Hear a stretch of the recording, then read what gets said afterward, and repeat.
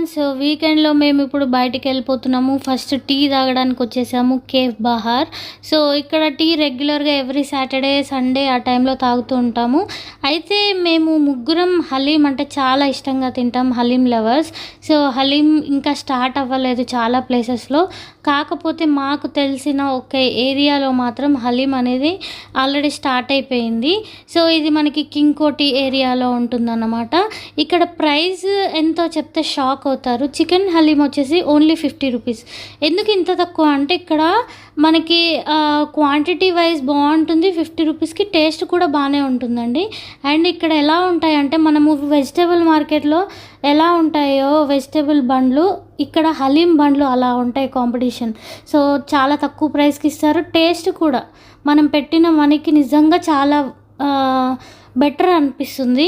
So మేము ఇప్పుడు chicken haleem తీసుకున్నాం 50 రూపీస్. అందరం ఒక్కొక్కటి తీసుకొని తిన్నాము అండ్ ఇంకా పార్సల్ కూడా తీసుకొని వెళ్ళాము. ఎందుకంటే మనం బయట ఇప్పుడు హలీం స్టార్ట్ అయితే మనకి 150-200 రూపీస్ ఉంటుంది. సో చికెన్ హలీం మనకి ఇక్కడ 50 రూపీస్కే వస్తుంది అండ్ టేస్ట్ కూడా అద్భుతంగా ఉంటుంది.